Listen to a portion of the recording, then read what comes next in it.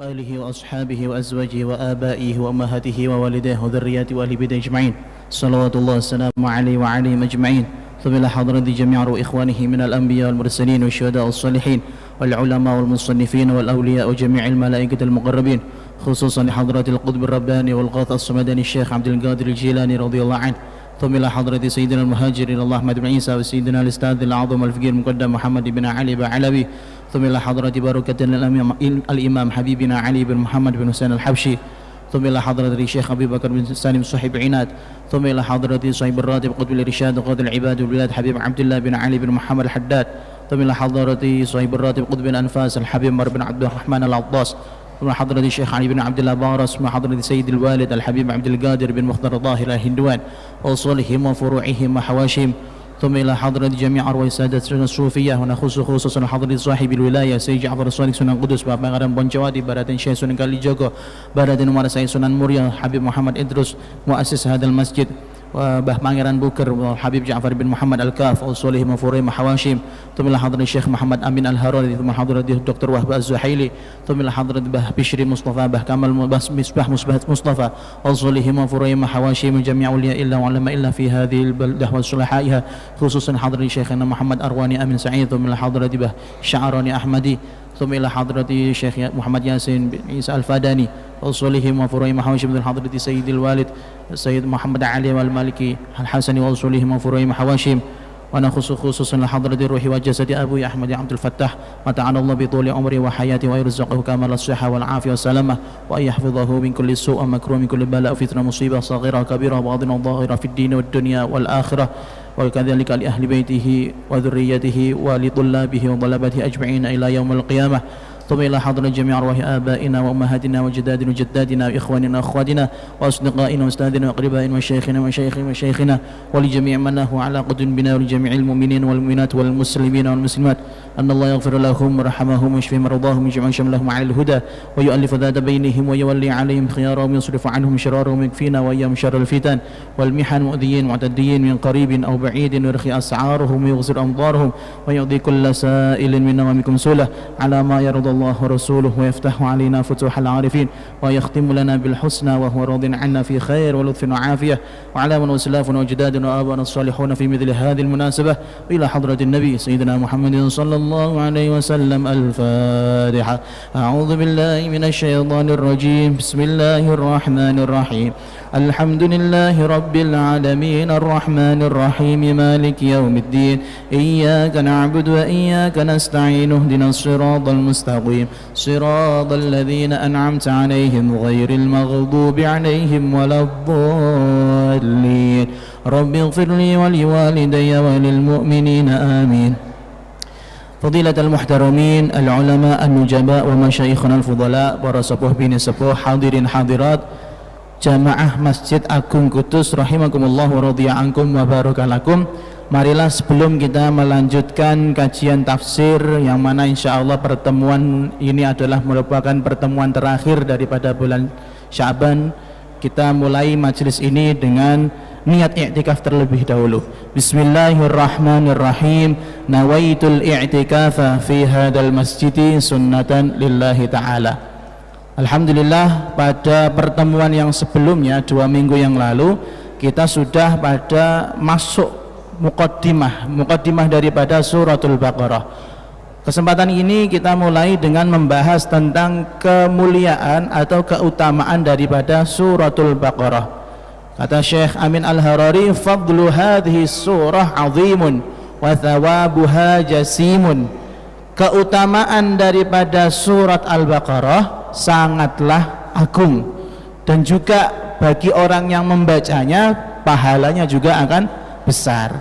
Wa yuqalu laha, sebutannya surat Al-Baqarah yang lain adalah fustatul Quran. Fa sin ta alif ta, fustatul Quran. Nah, sebutan atau nama lain daripada suratul Baqarah adalah fustatul Quran.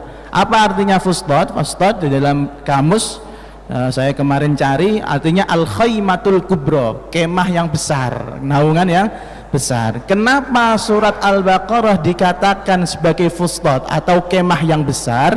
Disebutkan oleh Syekh Amin Al-Harari, li'idhamiha wa bahaiha wa kathrati ahkamiha wa mawa'idhiha. Karena isi kandungan daripada surat Al-Baqarah itu mengandung beberapa hal-hal yang luar biasa. Li'idhamiha wa bahaiha. Surat Al-Baqarah memiliki keutamaan yang luar biasa. Wa kathrati ahkamiha, hukum-hukum syariat yang mana Allah turunkan di dalam Al-Quran kebanyakan ada di dalam suratul Baqarah. Di samping itu bukan hanya saja hukum, wa mawa'idhiha, mau'idhah atau istilah kata ibarat pelajaran-pelajaran berharga ada di dalam Al-Quran, maka di dalam suratul Baqarah. Maka kita lihat di dalam suratul Baqarah, dari judulnya saja sudah Al-Baqarah, pasti ada cerita tentang sapi. Kemudian di situ juga ada apalagi, ada ayatul kursi ya, yang mana dikatakan itu adalah intisari daripada Al-Quran. Lalu kemudian ada yang namanya ayatul dain, tentang apa, hutang piutang, satu halaman full ya. Lalu ada lagi ayatul riba, ayat-ayat tentang riba. Kemudian ayat tahwilul qiblah, pemindahan qiblat. Saking banyaknya hukum-hukum yang diterapkan, yang diturunkan oleh Allah di dalam surat Al-Baqarah, dan begitu juga banyaknya cerita-cerita yang luar biasa, pelajaran-pelajaran yang luar biasa di dalam surat Al-Baqarah, akhirnya beberapa ulama bahkan para sahabat menamakan surat Al-Baqarah dengan Fusdatul Quran. Dan apakah ada dalilnya? Ada. Salah satunya yang diriwayatkan oleh Al-Imam Muslim dengan jalur sanad yang sahih sampai Abu Hurairah radhiyallahu anhu, bahwasanya qala Rasulullah sallallahu alaihi wasallam, la taj'alu buyutakum maqabir, inna syaitan yafirru minal bait alladhi tuqra'u fihi suratul Baqarah. Kata Rasulullah sallallahu alaihi wasallam, jangan sampai kalian menjadikan rumah kalian yang tempat tinggal itu menjadi seakan-akan seperti kuburan. Kuburan itu sepi apa rame? Ini bukan kuburan Indonesia ya, saya katakan umumnya kuburan itu sepi, alias jangan sampai peteng dedet gitu. Maka bagaimana cara menghidupkannya? Inna syaitan yafirru minal bait alladhi tuqra'u fihi suratul Baqarah. Karena setan itu tidak mau tinggal atau lari dari rumah yang mana dibacakan dengan suratul Baqarah. Setan aja lari apalagi demit ya. Setan aja lari apalagi gendruwo. Nah, kalau ada rumah kok angker misalnya, mungkin saja belum pernah dibacakan suratul Baqarah. Makanya ada beberapa ulama ketika kita sowan ya, kita sowan minta doa Mbah Yai agar rumah ini menjadi munzalan mubarakah, tempat tinggal yang penuh berkah. Biasanya dikasih ijazah apa? Baca suratul Baqarah sama surah Ali Imran. Salah satu bentuk ikhtiar untuk meruqyah, paham ruqyah nggih? Untuk membersihkan rumah dari energi-energi negatif ya, itu dengan membaca suratul Baqarah. Makanya kalau Anda memiliki rumah yang kayaknya sumpah, kemudian apa ya, hawanya emosi ya, ada yang kesurupan misalnya ya, dibacakan suratul Baqarah. Ini hadisnya sahih. Kalau sampai nggak mampan, nah mungkin jinnya lebih alim daripada Anda itu. Oke. Lalu yang kemudian juga diriwayatkan oleh Imam Muslim di dalam sahihnya mutawwala. Mutawwalan itu dibaca dengan hadis yang riwayat panjang. An Abi Umamah qala Rasulullah sallallahu alaihi wasallam, iqra'u suratal Baqarah fa inna akhdaha barakah wa tarkaha hasarah wa la yastati'uhal batalah. Kata Rasulullah sallallahu alaihi wasallam, ini riwayat dari Sahih Muslim yang mana jelas sekali sahihnya. Kata beliau gini, bacalah surah Al-Baqarah. Kenapa harus dibaca? Karena fa inna akhdaha barakah. Barang siapa yang mau memanfaatkan surat Al-Baqarah, maka orang itu akan menjadi penuh keberkahan. Anda pengen barokah hidupnya, pengen barokah usahanya, pengen barokah ngajinya, sinaune nggih, waktunya baca suratul Baqarah. Kemudian watarkaha hasarah, yang meninggalkan, yang nggak mau sama sekali baca surat Al-Baqarah, hasarah, Apa artinya? Rugi. Udah dikasih surat yang luar biasa, dikasih Allah tinggal baca saja nggak mau, hasarah, pasti merugi. Udah gitu, wala yastati'uhal batalah, dan tidak akan terjangkau oleh al-batalah. Al-batalah ini apa? Yakni as-saharah. As-saharah artinya sihir. Tukang-tukang sihir, tukang-tukang nyantet gak bakalan nyentuh, tidak akan bisa santetnya sampai orang-orang yang istiqomah baca suratul Baqarah. Nah ini memang berat kalau diusahani dari awal, tapi sedikit demi sedikit ya bismillah baca. Khususnya yang hafal Quran itu enak, masya Allah. Orang yang dikasih hafalan Al-Quran suratul Baqarah ya itu luar biasa, nikmat, tinggal baca aja gitu. Tapi kadang malesnya luar biasa. Nggih, ala kulli hal semoga kita bukan termasuk orang-orang yang meninggalkan daripada suratul Baqarah. Dan itu salah satu dalil yang menunjukkan betapa mulianya suratul Baqarah. Lalu kemudian ada satu poin yang bisa kita bahas pada malam hari ini juga, yaitu kenapa al-hikmah fi kauni suratul Baqarah a'zamas suwar ma'adal Fatihah. Mengapa surah Al-Baqarah menjadi surat yang paling besar setelah surat Al-Fatihah? Secara besar maksudnya besar apa? Besar isinya sampai berapa juz? Hampir 3 juz.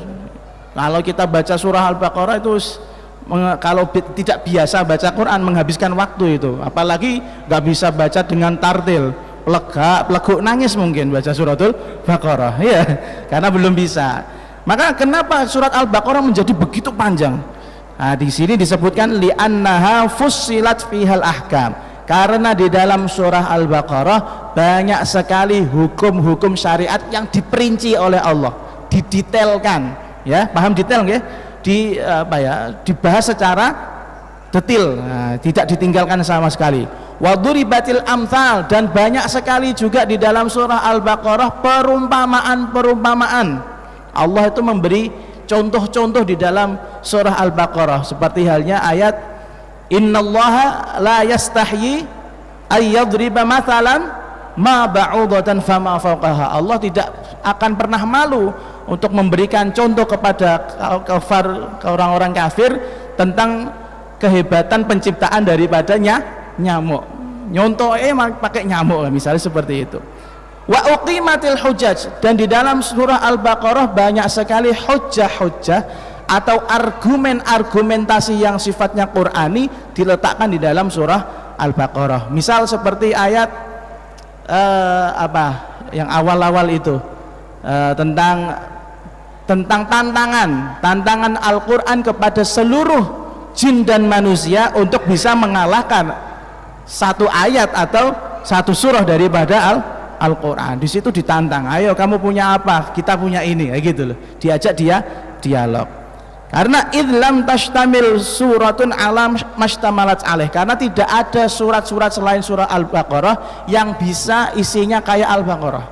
Saking banyaknya hukum yang dibahas, banyaknya syariat yang diperinci, banyaknya contoh-contoh yang disampaikan oleh Allah di dalam surah Al-Baqarah, dan banyaknya hujjah-hujjah, argumen-argumen untuk mengalahkan hujjahnya orang-orang kafir. Makanya lidzalika summiyat fusdatul Quran, maka karena itulah dia juga dikatakan sebagai fusdatul Quran pun.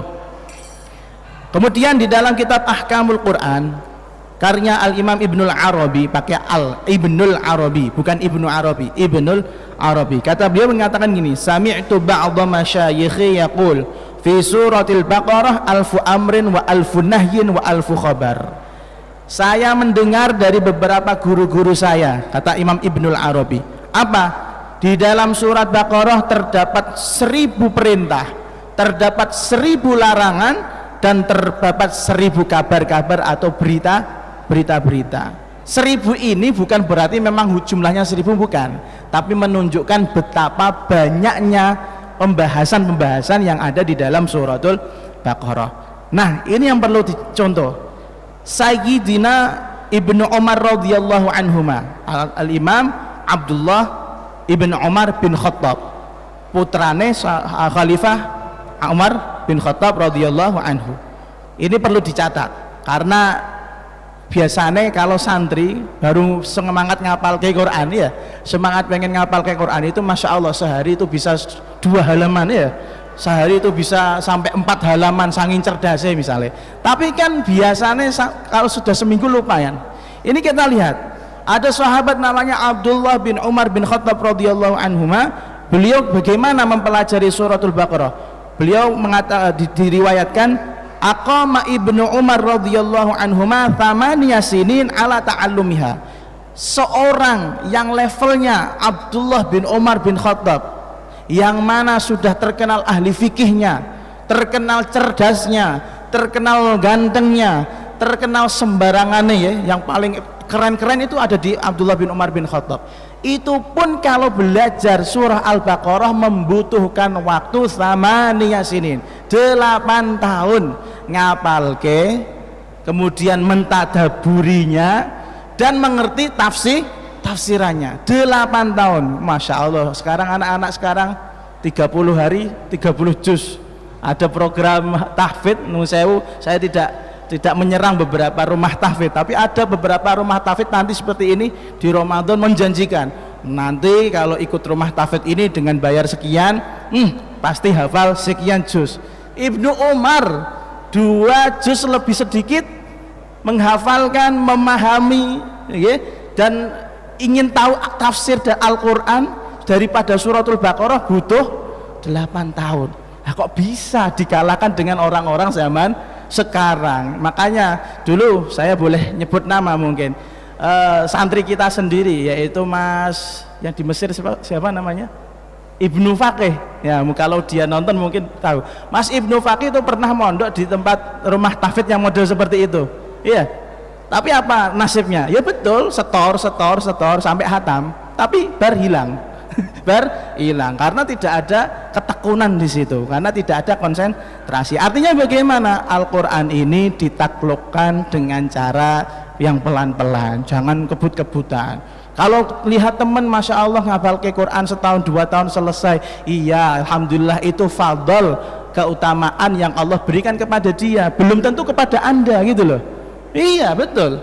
Saya teringat Allah yarhambah Yai Sahli Qomarul Hadi kalau nggak salah, mungkin nanti kalau saya pulang saya bisa tasihkan kepada Abuya. Seingat saya beliau itu cerita sama saya waktu saya masih berusaha menghafalkan Al-Quran. Kata beliau itu menghafalkan 10 juz untuk setoran Al-Quran kepada Mbah Yai Arwani itu sampai 7 tahun. Nah, apa nasib kita ini? Masya Allah, 2 tahun sudah hatam, 1 tahun sudah hatam. Apa kira-kira sekeren beliau gitu ya? Ya nggak keren, pasti hafalannya kacar-kacir ya. Maka yang kita ikuti itu ya pelan-pelan tapi pasti. Wong Abdullah bin Umar bin Khattab itu ya wong Arab, orang Arab asli, orang Quraisy, paham bahasa Arab, ngapalke, memahami surat Al-Baqarah sampai 8 tahun. Lah kita orang wong Arab, Jawa pesek, bahasa Arab rak mudeng ya. Artinya anak uhibbuki tok ngono ya Allah. Khalas. Kita jauh dari beliau-beliau tingkatannya. Lalu kita juga perlu membahas satu poin lagi, yaitu di dalam ulumul Quran ada yang namanya as-suwar at-tiwal, kemudian al-awsat sama qisar. Tiwal itu artinya panjang, tiwalun, ta, wawu, alif, lam. Kemudian awsat, alif, wawu, sin, alif, ta. Artinya surat yang sedengan, tidak begitu panjang. Lalu yang terakhir qisar, surat-surat yang pendek. Kalau pendek insya Allah hafal nggih, qul huwa qul huwa. Ini nanti di Ramadan cari yang bukan qul hu, nun, qaf, yasin, rukuk ya. Nggih. Jadi di dalam Al-Quran ada 3 bagian. Ada surat panjang yang disebut dengan surah At-Tiwal, kemudian surat yang agak sedengan, tengah-tengah disebut dengan Awsat, yang terakhir qisar, qaf, shad, alif, ra. Surat Al-Baqarah termasuk yang jenis tiwal, jenis yang panjang. Nah, mungkin pertanyaannya, hikmahnya apa? Kenapa Quran dibagi seperti itu? Kok enggak pendek-pendek semua, kok enggak panjang semua dari Al-Baqarah sampai Anas, enggak usah surat-suratan, langsung aja gelodong Kok nggak sedengan-sedengan. Ini ada hikmah yang disampaikan kepada kita lewat kitabnya Syekh Amin Al-Hariri. Kata beliau, Al-Quran dibagi menjadi 3 bagian, panjang, sedengan, sama pendek. Pertama, tambihan ala annatula laisa min syartil i'jazi. Kita harus ketahui bahwasanya sepanjang apapun surah di dalam Al-Quran bukan menunjukkan bahwasanya satu-satunya mukjizat Quran itu panjang tok. Mungkin analoginya gini, orang ini kalau bikin karya tulis itu dianggap keren ketika karya tulisnya tipis apa karya tulisnya berjilid-jilid. Wah ini saya sudah bikin riset sampai 500 halaman 600 halaman, keren itu yang dipikir sama orang awam. Tapi kalau Al-Quran, sepanjang apapun Al-Quran, nilai mukjizatnya bukan di situ, bukan di panjangnya surat, tapi nilai mukjizatnya kan yang lain, ya gitu loh. Karena itu kalam ilahi, perkataan Tuhan, maka tidak bisa ditakar dengan banyaknya, tidak bisa ditakar dengan panjangnya surat. Ini yang perlu dibahas, ya. Itu yang pertama. Karena gini, surat Al-Baqarah kalau dikatakan mukjizatnya hanya karena panjangnya, maka surat Al-Ikhlas bisa ngalahkan kok. Qulhu 4 ayat itu saja bisa dianggap mukjizat karena mengalahkan surat Baqarah. Maka tidak sah dikatakan panjangnya surat menunjukkan kemukjizatan, karena semua surah bahkan huruf di dalam Al-Quran semuanya mukjizat. Paham nggih? Beda tadi kalau masalah riset, pembahasan, bikin buku, kalau bisa berjilid-jilid, nah itu baru keren. Lalu yang kedua, kenapa Quran itu dibagi menjadi 3 bagian seperti itu? Hikmatun fit ta'limi, ada hikmah untuk agar mudah dipelajari atau diajarkan. Quran ini mudah dipelajari atau diajarkan. Wa tadrijul atfal minas suwaril qisar ila ma fawqaha taisiran minallahi ta'ala, dan membantu agar anak-anak kecil itu kalau menghafalkan dari surat-surat yang pendek, dari pendek nanti naik sedengan, nanti lama-lama naik yang panjang, gitu maksudnya. Jadi Quran ini ya keren gitu loh, semua kalangan bisa. Anak kecil udah qul aja dulu, qul a'udzu birabbil falaq dulu, qul a'udzu birabbin nas dulu. Nanti kalau sudah 15 tahun ayo Yasin, ya, ayo Waqiah, kan gitu, ayo Mulk dan lain-lain. Nanti kalau sudah daplok ayo Baqarah. Kalau sudah master ayo 30 juz, kan gitu. Artinya semakin mudah dipelajari itu semakin ingat gitu loh, semakin ingat. Kalaupun anak kecil langsung disodorin, ya nang Baqarah, hafalkan sekali ini langsung selesai, ya langsung lari. Nggak menarik Al-Quran itu jadinya. Wah ngapal Al-Quran kok abote koyo ngene, ya pasti orang-orang lari seperti itu. Tapi kan enggak. Lalu yang ketiga, targhibun wa tausi'un fil fadilah fis shalah, yaitu mendorong kita agar semakin senang terhadap fadilah-fadilah yang ada di dalam sholat. Karena gini, orang seperti kita yang jauh takwanya, jauh imannya, itu sholat itu menjadi bosan. Kita itu lebih senang cari sholat, ya, cari imam sholat. Ini sampean mesti melakukan ini di tarawih nih. Cari imam sholat yang sholatnya cepat apa lama? Wes aku takon, jujur aja, cepat. Seandainya kok baca Al-Quran itu menjadi syarat sahnya sholat, ya, setelah Fatihah harus baca Baqarah, setelah Fatihah harus baca Ali Imran, harus khatam misalnya, kira-kira nangis apa enggak? Nangis. Makanya kita ini dikasih sama Allah Subhanahu wa Ta'ala ada ayat-ayat yang panjang, ayat-ayat yang pendek, surat-surat yang panjang, surat-surat yang pendek dan sedengan. Tinggal makmumnya. Kalau makmumnya santri-santri, kiai-kiai, wali-wali, wah bacanya jangan kulhu dong. Iya, bacanya yang panjang seperti di Menara Kudus itu. Kalau nggak salah imamnya Romayai Basit itu kalau ngaji Quran terawih juz-juzan. Kalau di sini belum tahu ya, di sini pendek-pendek ya. Bukan pendek, sedengan.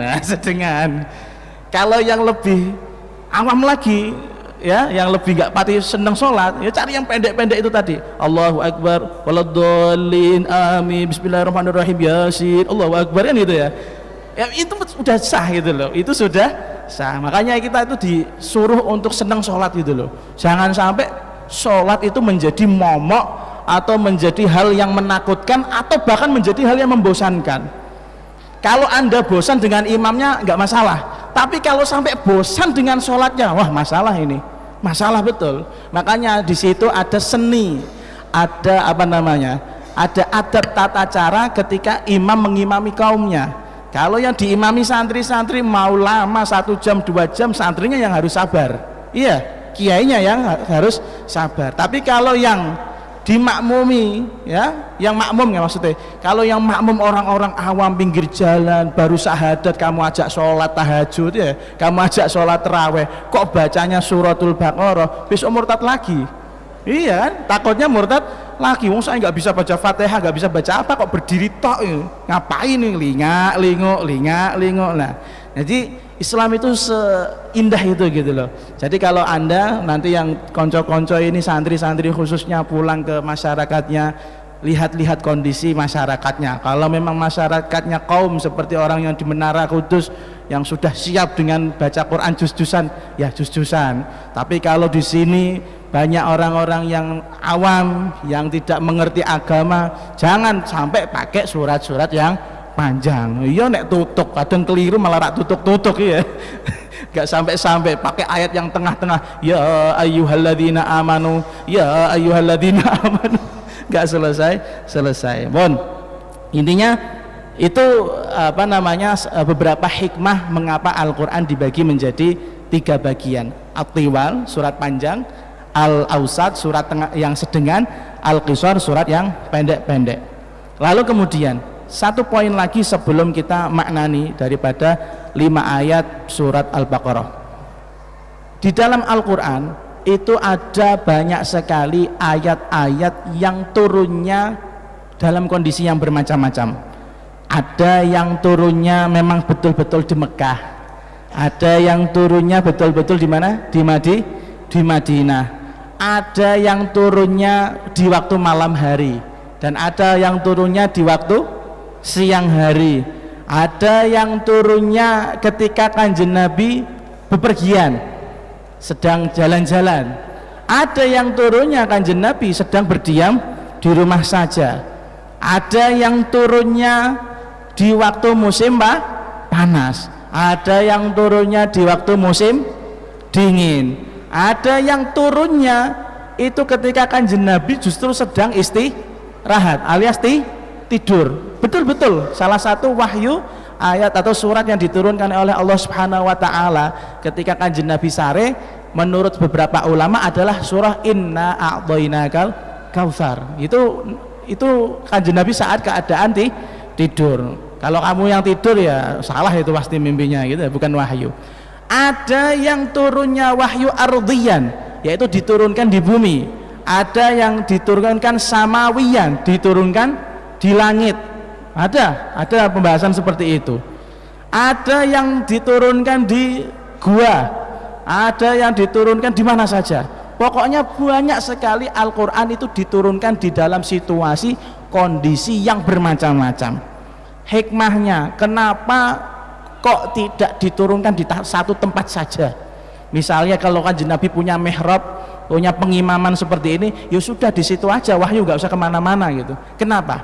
Sementara kalau para ulama salaf kita biasanya membiasakan mereka untuk kholwat atau menyendiri beribadah di suatu tempat yang khusus, karena di situ mereka itu kalau sholat atau mereka bermunajat kepada Allah, hatinya langsung klik, ketemu, langsung dapat ilham dari Allah Subhanahu wa taala. Makanya ada konsep kholwah, menyendiri. Tapi Kanjeng Nabi unik, enggak, dapat wahyunya di mana saja, kapan saja, kondisi yang bagaimanapun saja bisa jadi Kanjeng Nabi menerima wahyu. Kenapa? Hikmahnya apa? Di sini disebutkan sama Syekh Amin Al-Harari, al-hikmatu fi dzalika tasyrifu mawatinil kauni kulliha binuzulil wahyil ilahi. Hikmahnya adalah tempat-tempat yang diturunkan wahyu di sana, waktu-waktu yang mana diturunkan wahyu di sana akan menjadi mulia karena turunnya wahyu. Seperti halnya Madinah, sebelum menjadi Madinah namanya kota Yathrib, tempat penyakit itu, tempat buaan jin, buaan pokoknya penyakit-penyakit di situ. Orang masuk sana, wah bukan hanya kena pandemi lagi, mesti mati. Sana ini seperti itu. Tapi Madinah itu mulia karena siapa? Karena kanjeng Nabi Muhammad Shallallahu Alaihi Wasallam. Maka waktu-waktu yang seperti itu, kondisi-kondisi dan tempat-tempat yang mana pernah diturunkan wahyu oleh Allah di situ, maka tempat itu akan menjadi mulia.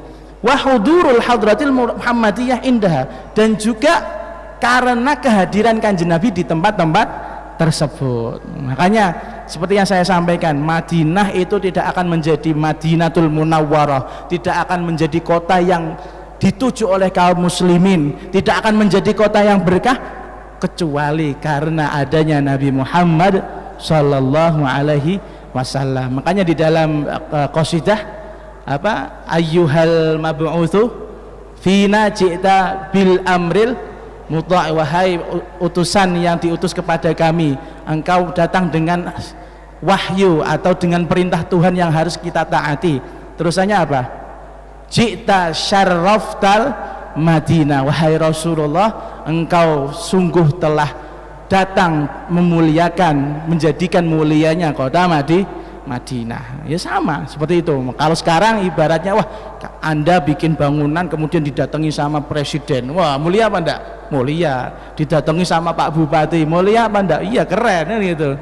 Sama, ini juga sama. Kanjeng Nabi menerima wahyu dimanapun saja itu akhirnya menjadikan tempat-tempat persinggahannya kanjeng Nabi itu menjadi tempat yang mulia.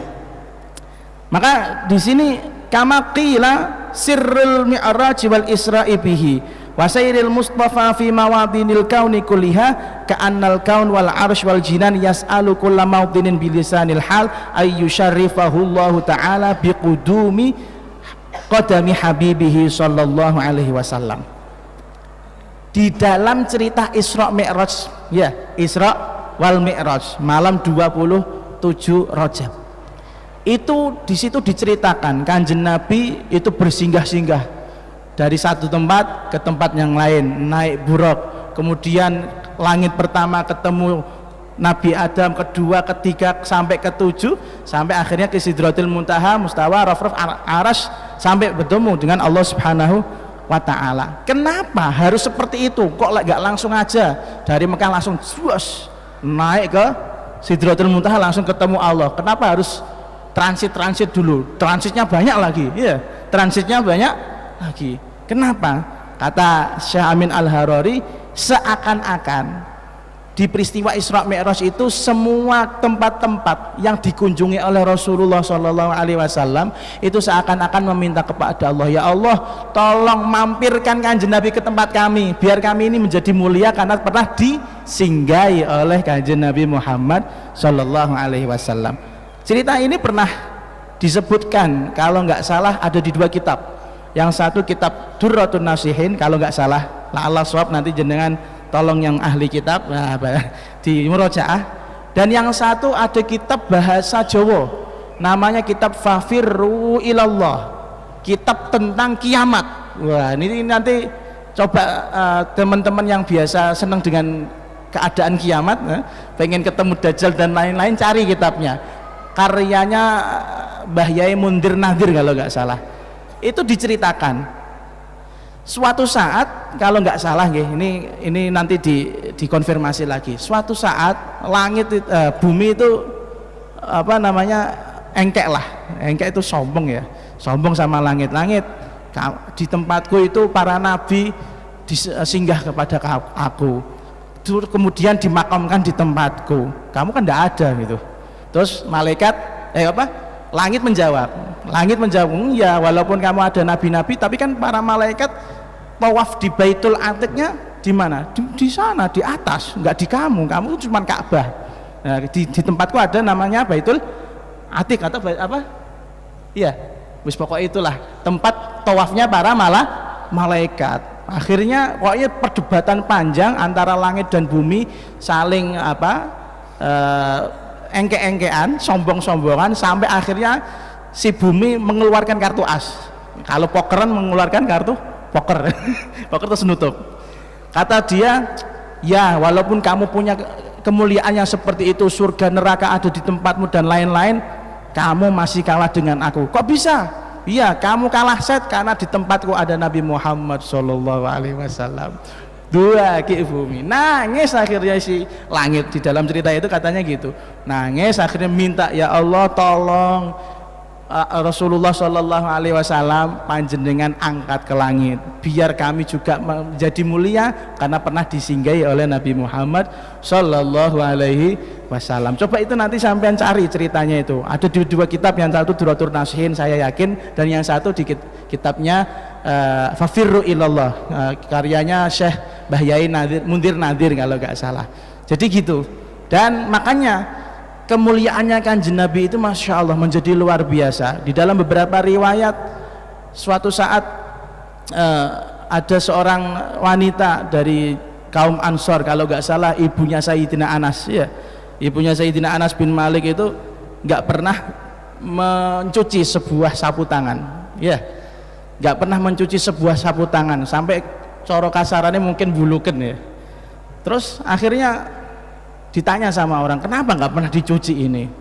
Kemudian sama beliau dilempar di dalam api, nggak terbakar, tidak terbakar. Aku nggak bakal mencuci sapu tangan ini karena ini sapu tangan pernah aku buat untuk melap keringat Rasulullah Shallallahu Alaihi Wasallam. Ya, apapun yang berhubungan dengan Kanjeng Nabi itu menjadi mulia. Apalagi kalau kita punya hati mahabbah, cinta, seneng sholawat, seneng sama Kanjeng Nabi yang sampai edan-edanan. Kira-kira bagaimana isi hati tersebut? Insya Allah pasti akan syafaati, karena man ahabba syai'an aktsara min dzikrihi, barang siapa yang suka sesuatu, cinta sesuatu, pasti dia akan selalu ingat, entah bil lisannya atau dengan hatinya. Maka ini kita jangan sampai kalah lah dengan hal-hal yang sifatnya sifat benda, iya, yang benda-benda saja seperti yang kita ceritakan tadi, hanya karena didatangi Rasulullah menjadi mulia. Jangan sampai hati ini tidak ada ruang untuk Rasulullah Shallallahu Alaihi Wasallam.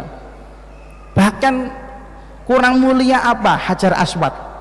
Hajar Aswad, kalau kita muga-muga nggih saged umroh dan haji ke sana, kita kalau tawaf kemudian di akhirnya kalau nggak salah disunahkan untuk mencium Hajar Aswad. Itu Sayyidina Umar tuh tidak tertarik sama Hajar Aswad, padahal ceto Hajar Aswad itu adalah batu dari surga. Apa kata beliau? Seandainya aku tidak pernah melihat kekasihku Muhammad Shallallahu Alaihi Wasallam menciummu, aku nggak bakal mencium kamu. Kamu benda mati, apa manfaatnya? Jadi Hajar Aswad itu mulia bukan karena dia dari surga, mau metu kok swarga kok, metu kok swarga, tapi dia mulia karena Kanjeng Nabi Muhammad Shallallahu Alaihi Wasallam. Maka jangan sampai awak ini, jasad, jiwa, raga ini kosong daripada ruangan Nabi Muhammad Shallallahu Alaihi Wasallam. Jam sudah menunjukkan jam 18.58, adanya jam 19.00, dan kita akhiri pada majelis malam ini. Dan insya Allah untuk kajian tafsir ini adalah kajian yang terakhir pada bulan ini, ketemu lagi di bulan Syawal insyaallah, amin ya rabbal alamin. Dan semoga di bulan Ramadan kita menjadi hamba-hamba Allah Subhanahu wa taala yang ditakdir menjadi hamba yang mendapatkan rahmat, kemudian maghfirah, ampunan, dan menjadi hamba-hamba yang dipastikan menjadi hamba yang terbebas dari neraka yang selama-lamanya. Dan semoga kita menjadi umatnya Kanjeng Nabi yang betul-betul mencintai beliau zahiran wa batinan, sehingga kita akan mulia sebab cinta kita kepada Nabi Muhammad Sallallahu Alaihi Wasallam, amin ya rabbal alamin. Bismillahirrahmanirrahim, alhamdulillahirabbil alamin. Allahumma shalli wa sallim ala sayyidina Muhammadin wa ala alihi wa sahbihi ajma'in. Allahumma anfa'na bima 'allamtana, rabbi 'allimna alladhi yanfa'una ينفعنا رب فقهنا وفقه أهلنا وقرابة لنا في ديننا مع أهل القطر أنثى وذكر ربي وفقنا ووفقهم لما ترتضي قولا وفعلا كرما وارزق الكل حلالا دائما وأخل أتقياء علما نحظى بالخير ونكفى كل شر ربنا واصلح لنا كل الشؤون وأقر بالرضا منك العيون واقض عنا ربنا كل الديون قبل أن تأتينا رسل المنون واغفر استر أنت أكرم من ستر وصلاة الله تغشى المصطفى من إلى الحق دعانا والوفا بكتاب فيه للناس شفاء وعلى الآل الكرام الشرفاء وعلى الصحب المصابيح الغرر اللهم اهدنا بهداك واجعلنا ممن يسارع في رضاك ولا تولنا وليا سواك ولا تجعلنا ممن خالف أمرك وعصاك وحسبنا الله ونعم الوكيل ولا حول ولا قوة إلا بالله العلي العظيم اللهم بارك لنا فيما يتبقى لنا من شعبان وبلغنا رمضان في صحة وعافية وسلامة وزيادة إيمان وتقوى برحمتك يا أرحم الراحمين يا ربنا اعترفنا أننا أسرفنا على لظى أشرفنا فاتب علينا توبة واستر لنا العورات وآمن الروعات واغفر لوالدينا ربي ومولودينا والآل وسائر الخلان وكل ذي محبة والمسلمين أجمع آمين ربي اسمع فضلا وجودا منا بالمصطفى الرسول نحظى بكل سول صلى وسلم ربي عليه عد الحب وآله وصحبه عدد ضش الصحب والحمد للإله في البدء والتناهي ربنا آتنا في الدنيا حسنة وفي الآخرة حسنة وقنا عذاب النار صلى الله على سيدنا Muhammad وعلى آله وصحبه وسلم walhamdulillahi rabbil alamin. Sebelum kami tutup dengan salam, mohon maaf yang sebesar-besarnya. Semoga kita diberi taufik oleh Allah Subhanahu wa taala bisa menggapai fadilahnya bulan Ramadan yang akan datang, amin ya rabbal alamin. Wassalamualaikum warahmatullahi wabarakatuh.